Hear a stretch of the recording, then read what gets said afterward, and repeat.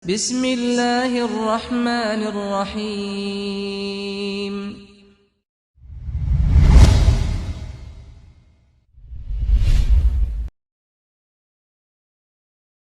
Tahiyati ahli daris salam. Assalamualaikum warahmatullahi wabarakatuh.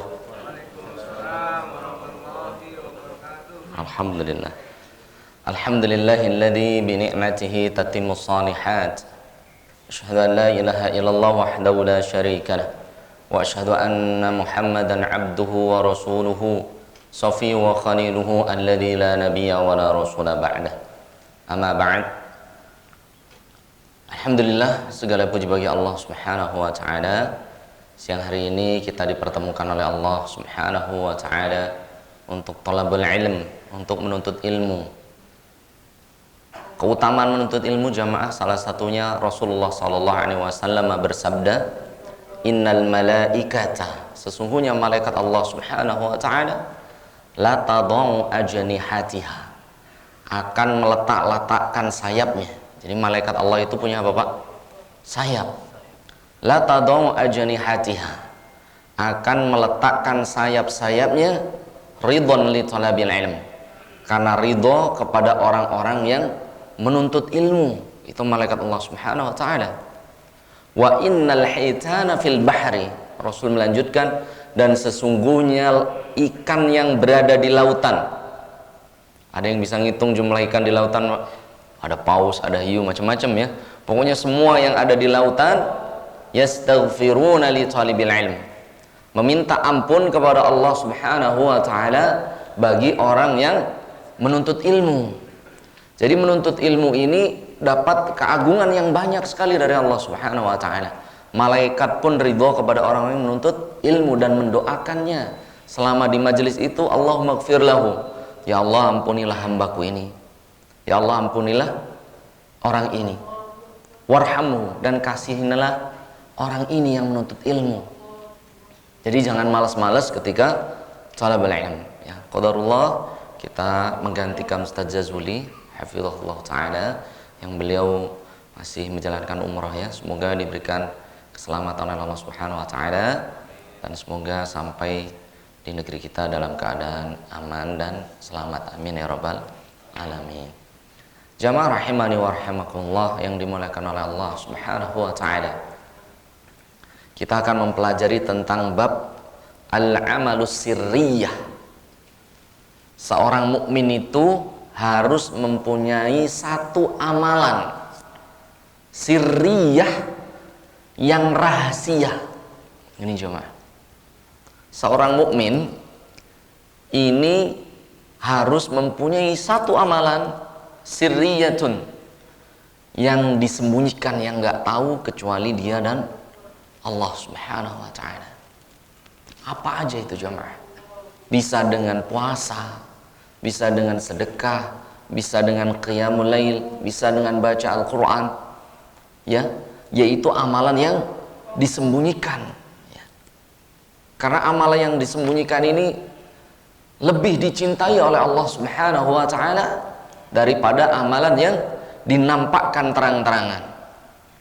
Namun ada beberapa amalan yang gak bisa disembunyiin, Pak. Contoh apa? Sholat ke masjid berjamaah.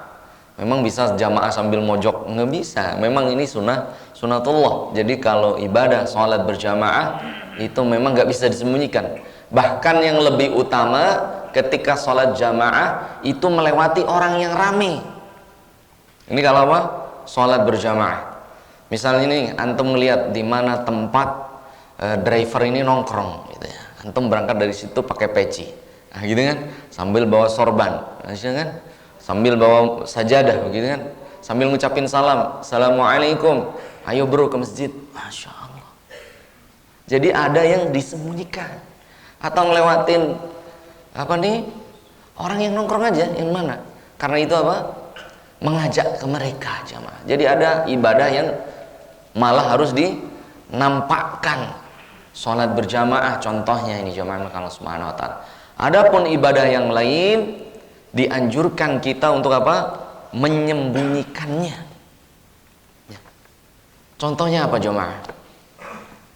Puasa ya. Jadi puasa ini disuruh disembunyikan oleh Allah Subhanahu wa taala. Ibnu Abbas radhiyallahu anhuma, beliau berkata dalam atharnya, kalau salah satu di antara kalian puasa, falyudakhin sya'rahu. Falyudakhin sya'rahu.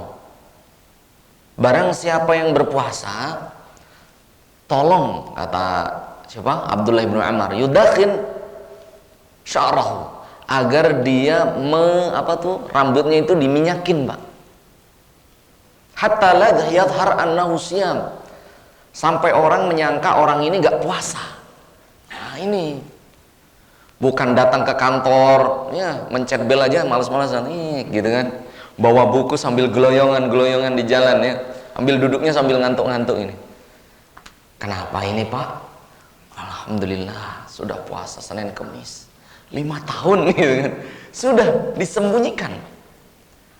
Ada satu amalan yang harus kita sembunyikan. Ini Ibnu Abbas radhiyallahu anhuma, beliau ini kalau berpuasa disembunyikan. Makanya ketika para sahabat mengundang beliau radhiyallahu anhuma, ya Abdullah bin Umar, kul ma'ana, wahai Abdullah bin Umar, makan bersama kami. Beliau mengatakan, la qad syabi'na, monggo silahkan, saya masih kenyang. Nggak ngomong beliaunya apa? Puasa. Ini malah kadang nggak ditanya, dia ngomong, aduh lemes banget nih, ngapain sih? Puasa nih Senin Kamis, puasa nih Ayyamud Dawud, Masya Allah, nggak ada yang nanya. Nah, status. Bahkan kalau ada yang nanya, Abdullah bin Umar ini mengatakan, la syabi'tu, enggak, saya masih kenyang. Fadhal, silakan. Begini jamaah. Hah? Enggak, menyembunyikan amal.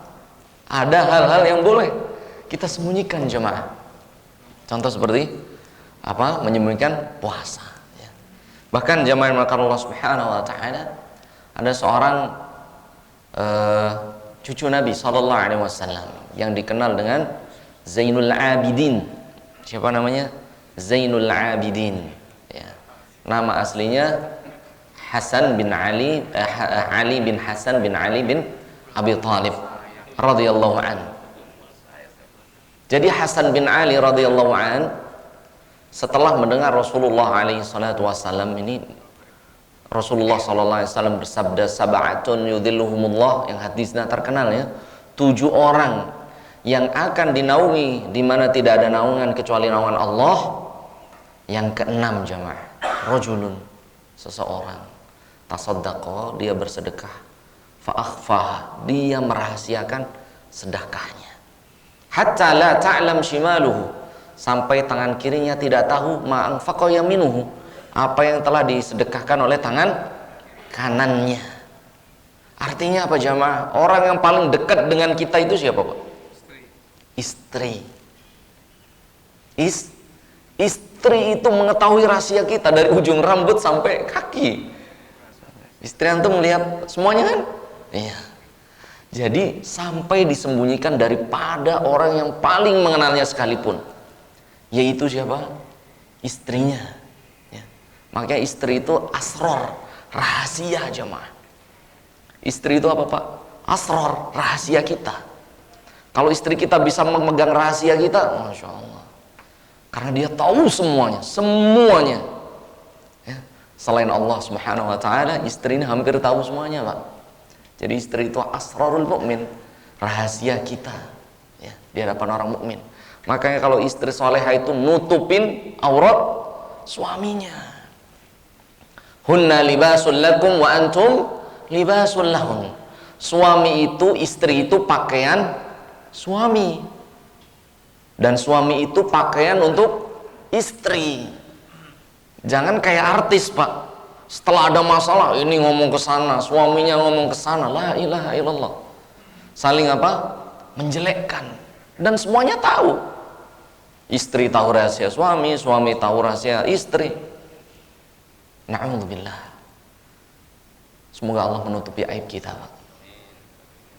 Satu syaratnya, Pak, agar Allah menutupi aib kita, man sattara mu'minan, barang siapa menutupi aib seorang mukmin, sattarahullahu yaumal qiyamah, Allah akan menutupi aib orang tersebut nanti di hari qiyamah. Amin ya rabbal alamin. Ya, menutupi aib. Jadi orang yang keenam, Rasul bersabda, rajulun anfaqa biyaminih hatta la ta'lam shimaluhu. Seseorang yang bersedekah dengan tangan kanannya sembunyi-sembunyi sampai tangan kirinya tidak tahu. Dan hal ini dipraktekkan oleh sahabat, seorang tabi'in Zainul Abidin, cucu baginda Nabi alaihi assalatu wassalam. Beliau ini bersedekah menunggu istrinya tidur. Bukan nunggu anak, Pak. Kalau anak udah pada tidur kan. Kalau istri ini agak lambat kan. Biasanya kalau istri itu nunggu suami tidur baru tidur ini. Saking sayangnya ke kita. Ya. Maka ketika istrinya tidur, baru Zainul Abidin ini keluar, Pak. Membawa gandum, dipanggul di pundaknya, dibagikan ke penduduk Madinah. Dan beliau lakukan dalam riwayat ini 5 tahun. Gak ada yang tahu. Sampai istrinya. Masya Allah, tabarakallah. Bagaimana kisahnya tahu, Pak? Jadi setiap pagi kaum penduduk Madinah ini mendapatkan roti, gandum di pintu-pintunya selama 5 tahun. Kemudian di suatu hari kaum muslimin membuka pintunya di pagi hari, nggak ada makanan lagi. Hari kedua nggak ada lagi. Hari ketiga gak ada lagi. Sampai akhirnya penduduk Madinah ini mendengar bahwasanya seorang tabi'in cucu Nabi tadi meninggal, Zainul Abidin. Maka orang-orang fuqara kota Madinah yang selalu dikasih, Pak, mendatangi istrinya. Kemudian ya diceritakan bahwasanya kok gak ada makanan lagi dan lain sebagainya. Sampai istrinya gak tahu. Nah, kemudian ada orang-orang yang memandikan Zainul Abidin tadi, bahwasannya rahimahullah ta'ala rahmatan wasi'atan, bahwasannya jemaah di bekas pundaknya ini masih ada bekas mengangkut apa jemaah? Gandum dan roti yang dibagikan. Tuba li Zainul Abidin. Sungguh beruntung bagi seorang cucu Nabi Zainul Abidin yang hanya tahu amalannya Allah Subhanahu wa ta'ala. Dan Rasulullah SAW bersabda, shadaqatun sirriyatun, sedekah sembunyi-sembunyi, tutfi'u ghadabur rabbi. Tutfi itu akan menghilangkan ghadabur rabbi, kemurkaan Allah Subhanahu wa ta'ala. Gak usah tanggung-tanggung, Pak. Itu lemari belakang masjid itu kosong terus misalnya jamaah. Antum beli saja, masukin. Di setiap jamaah yang ke masjid minum, apalagi yang puasa, ya. Apalagi yang puasa, ya. Minum saja. Ini yang orang puasa jamaah akan mendapatkan yang bersedekah tadi pahala orang yang berpuasa. Bagaimana kalau orang yang puasa itu ya puasa dia dapatkan, dia baca Quran juga, qiyamul lail juga, sedekah juga. Masya Allah. Jadi orang ini akan mendapatkan pahala orang berpuasa itu sempurna, ghaira ayyanqusa min ajri shaim syai'a, tanpa mengurangi pahala orang yang berpuasa itu sedikit pun ini jamaah. Jadi disembunyikan. Kemudian ada seorang tabi'in namanya Ibrahim Ad-Daham. Beliau ini menyembunyikan puasanya. Tadi siapa? Abdullah bin Umar, seorang sahabat. Ini tabi'in, Ibrahim Ad-Daham. Ibrahim Ad-Daham ini menyembunyikan puasa lebih dari berapa jemaah? 40 tahun puasanya tidak diketahui oleh keluarganya. Beliau ini jemaah penjual roti.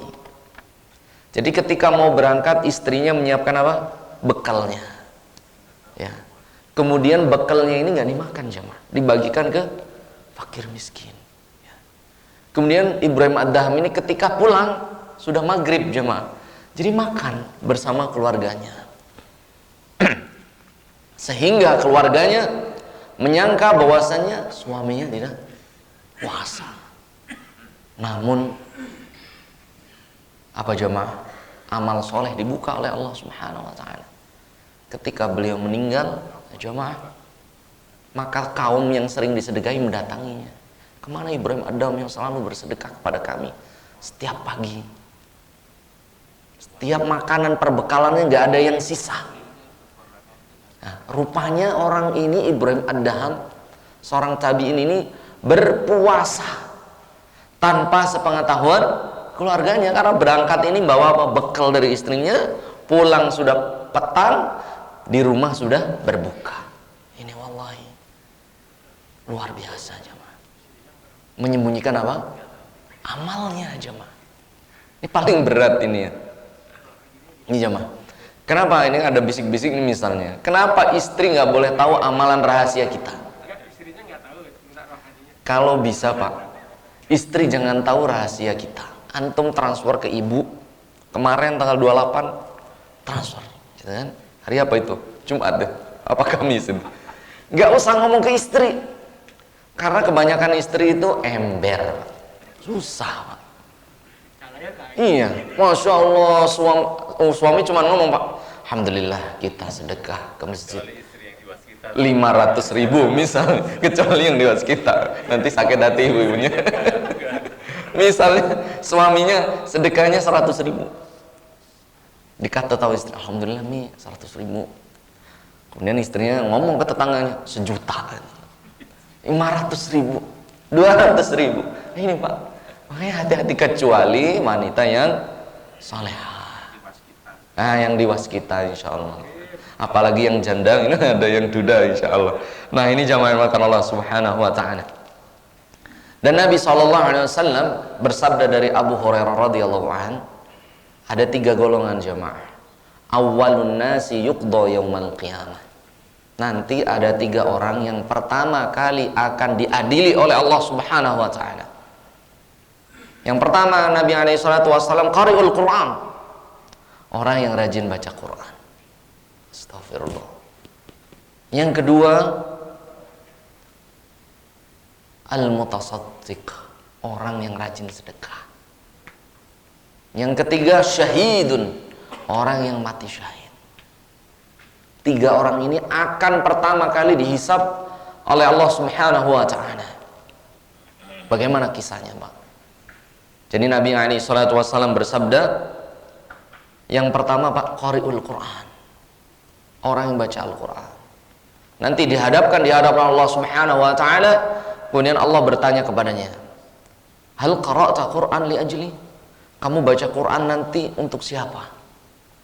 Maka orang ini mengatakan, qara'tul Quran li ajlika ya Rabb. Ya Rabb, saya baca Al-Quran karenamu wahai Rabb.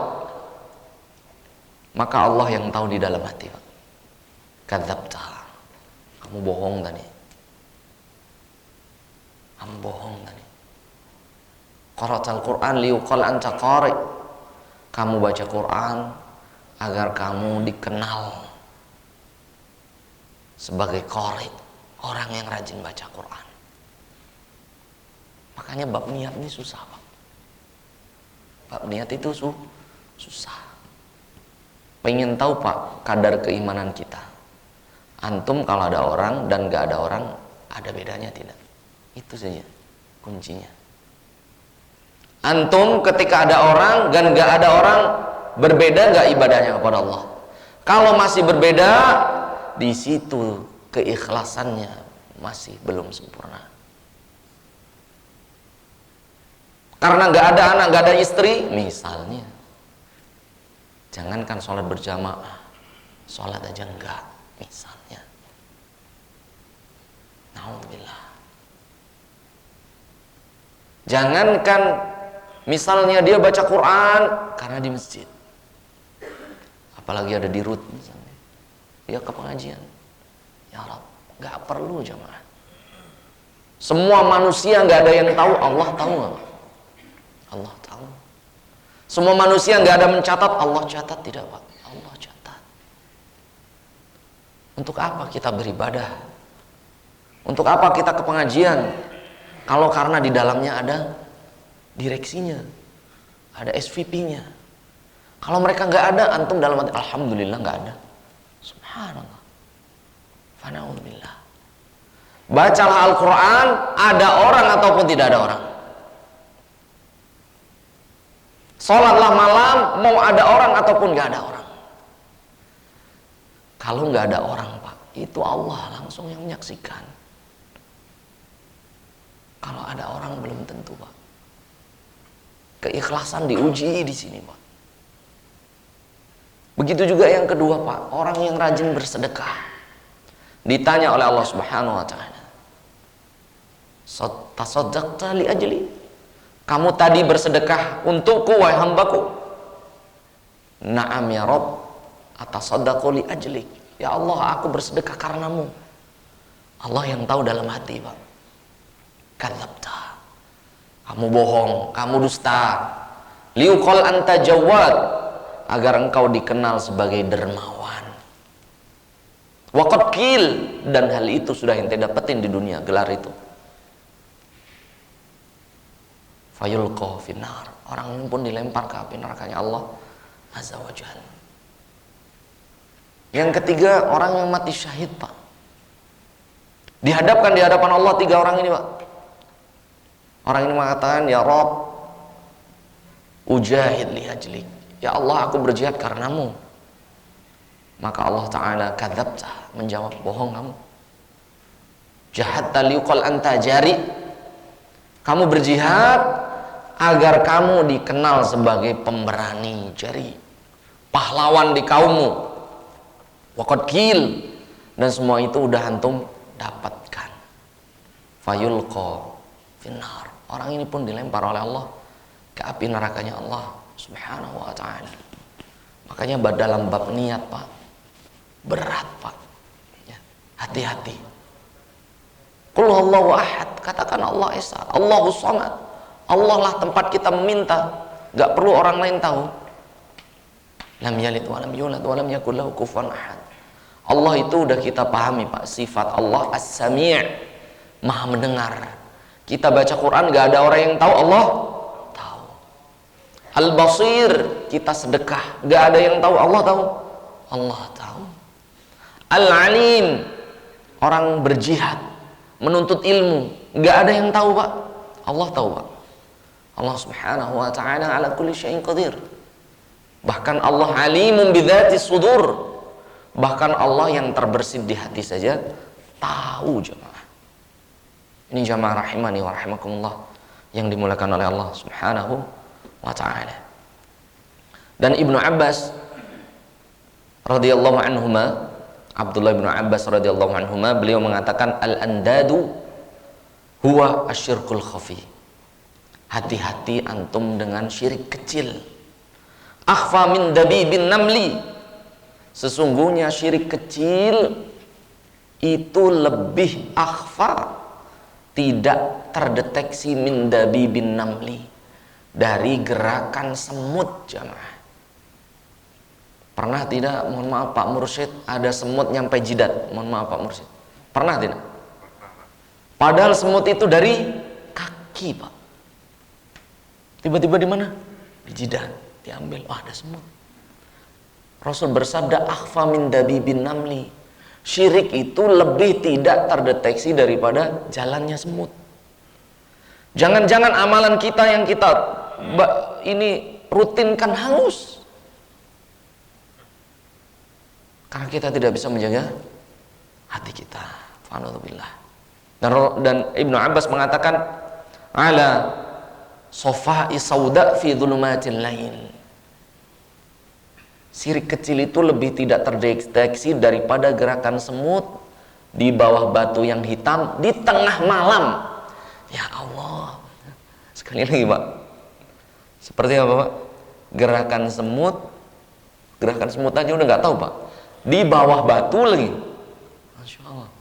Dalam kegelapan malam. La haula wala quwwata illa billah. Makanya, Pak, setelah sholat kita nggak baca apa-apa dulu, Pak. Bukan Al-Fatihah, tapi apa? Istighfar langsung. Astagfirullah, astagfirullah, astagfirullah. Karena dalam sholat kita mungkin ada rasa riya.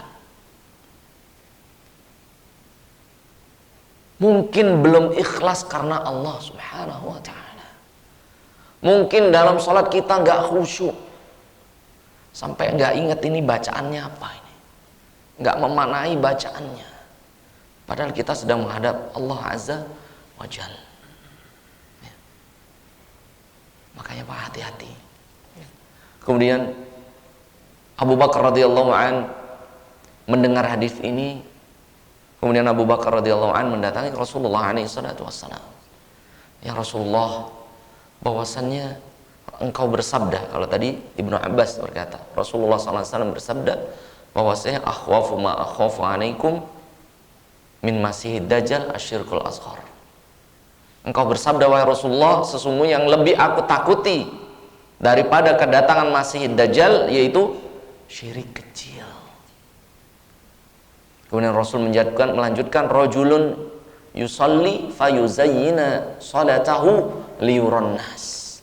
Orang ini salat, memperbaiki salatnya, memperpanjang rukuk sujudnya liyuran nas, karena pengen dilihat orang. Coba kalau nggak ada orang gimana salatnya, Mas Bro? Di rumah nggak ada istri, nggak ada siapa-siapa. Makanya berjamaah agar iman kita semakin kuat. Kalau sendirian di rumah, Rasulullah SAW bersabda, alaikum bil jamaah. Kalau sholat itu berjamaah.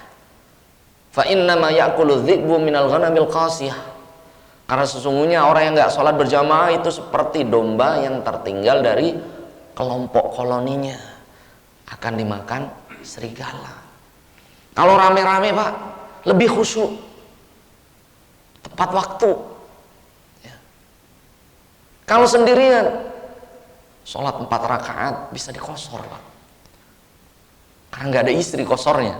Itu dalam 4 mazhab nggak diterima Pak kosornya Pak. Bahkan termasuk mencuri dalam bab korupsi agama kepada Allah Subhanahu wa ta'ala. 4 rakaat jadi 2, gitu kan? Karena nggak ada orang dikorupsi juga sholat. Kalau sholat aja dikorupsi, apalagi yang lain, nggak takut lagi kepada Allah Subhanahu wa ta'ala. Orang kalau sudah nggak takut kepada Allah, apalagi kepada manusia, Pak, udah nggak ada takutnya. Makanya kalau pengen perusahaan waskita semakin baik Pak, agamanya itu dikuatkan. Pernah Anda sampaikan, Umar bin Khattab radhiyallahu an, beliau berkata, "Lau kanal khail bighal saqata fi Baghdad, wallahi ini mas'ulun yaumil qiyamah." Umar yang ada di Madinah, kekuasaan kaum muslimin sampai Baghdad tuh Irak. Kalaulah satu keledai Pak, bukan orang Pak, sekali lagi, bukan manusia, sakoto, terjatuh karena jalannya nggak bener, wallahi ini mas'ulun yaumil qiyamah, demi Allah aku akan ditanya tentang terpelekseknya seekor keledai nanti di hadapan Allah. Ini yang terpeleset apa Pak? Keledai. Bagaimana kalau yang terpeleset di tol kita, ya, di bangunan kita yang dibangun oleh waskita, itu manusia Pak. Sekali lagi, nyawa satu manusia dari Abdullah bin Amr radhiyallahu an, la zawalud dunya, sungguh lenyapnya dunia ini, lenyapnya dunia Pak, ahwanu indallah, lebih ringan di hadapan Allah min qatlil mu'minin bighairi haqqin, daripada hilangnya satu nyawa yang tanpa hak. Nih Pak, satu nyawa seorang mukmin ini lebih berharga di hadapan Allah daripada dunia dan seisinya. Ya, ini Pak, hati-hati yang dikonstruksi dan sebagainya harus dengan SOP yang benar, karena itu akan ditanya oleh Allah Subhanahu wa ta'ala. Dan sekali lagi, kalau jalan itu dipakai oleh kaum muslimin, bandara itu dipakai kaum muslimin, bendungan itu dipakai kaum muslimin, sedekah jariah Pak, mengalir selama-lamanya, selama tol itu, bendungan itu, bangunan itu, bandara itu dimanfaatkan oleh kaum muslimin, jadi apa? Sedekah jariah, amal jariah yang terus mengalir. Makanya ketika mau kerja ikhlas Pak, karena Allah Subhanahu wa ta'ala. Kemudian Abu Bakar saking takut dengan bahayanya syirik kecil itu, maka Rasulullah SAW mengajarkan satu doa kepada Abu Bakar radhiyallahu anhu. Wahai Abu Bakar, agar amalmu tidak hilang karena perbuatan syirik kecil di hatimu, maka ucapkanlah. Kita baca bareng-bareng, Pak. Allahumma inna na'udzubika an nusyrika bika syai'an wa nahnu na'lamu wa na'udzubika wa nastaghfiruka lima la na'lamu. Kalau sendiri-sendiri ini kan doa berjamaah. Kalau sendiri, Allahumma ya Allah, inni a'udzubika, sungguh aku berlindung kepadamu, an usyrika bika, untuk berbuat syirik kepadamu, wa ana a'lamu, dan aku tahu itu kesyirikan, wa astaghfiruka, dan aku bertobat kepadamu, lima la a'lamu, dari perbuatan syirik yang aku tidak ketahui. Jadi kalau Pak jamaah maka Allah Subhanahu wa taala, ketika kita sudah melakukan satu amal soleh, ya, kemudian untuk menjaga amal ini kuncinya ini, Pak. Karena ada beberapa orang yang sudah qiyamul lail, sudah ikhlas, siang harinya ada tanya, ente tadi malam kemana? Wah, aneh tadi malam qiyamul lail, masya Allah. Udah disembunyiin, akhirnya terbongkar, gitu ya.